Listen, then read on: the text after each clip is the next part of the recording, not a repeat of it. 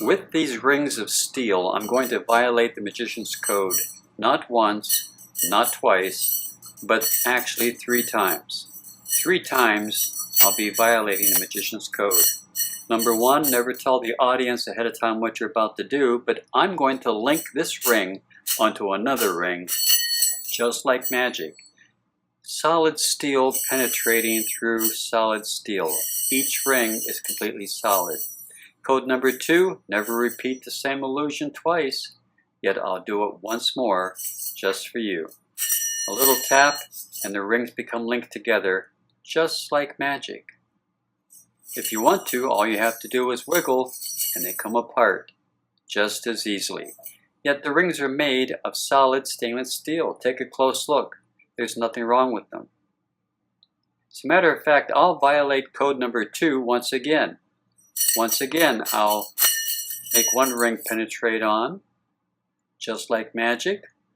A little wiggle, I can take it back off, just like I did before, which brings us to code number 3, says never reveal the secret.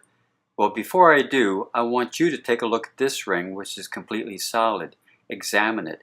You can take a look at these two, take them apart if you can. They're permanently linked together. The real secret is how I did it. Well, the secret is I did it very well.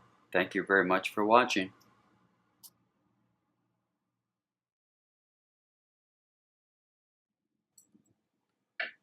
The props needed would be a single solid ring plus the 2 rings which are permanently linked together.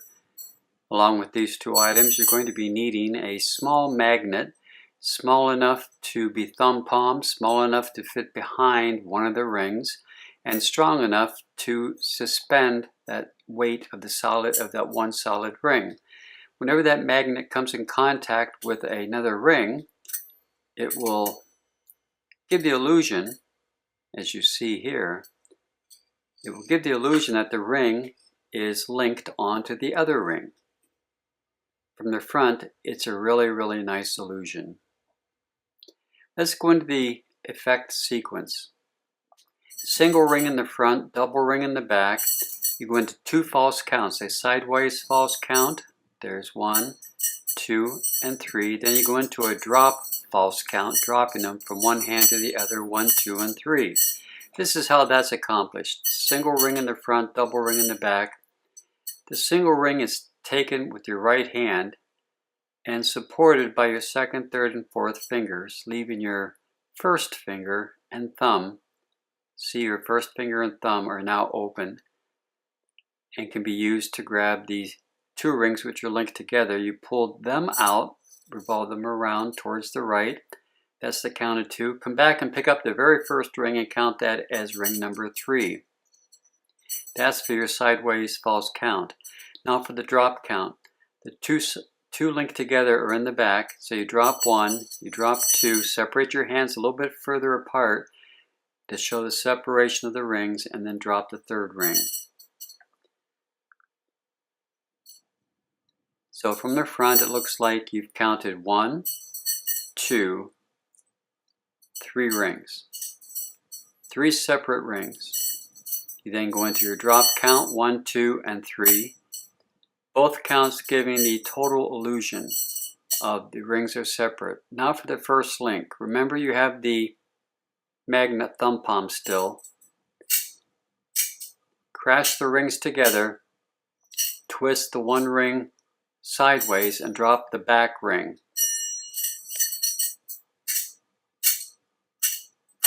When the ring comes down and turns sideways and you drop the back ring and pull straight up with those 2 rings that are linked together. From the back, it looks like this.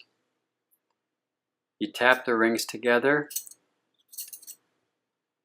You twist the ring sideways to the left, drop the back ring, and pull straight up, giving the illusion that one ring was crashed against the other and they linked together. Now for the second link.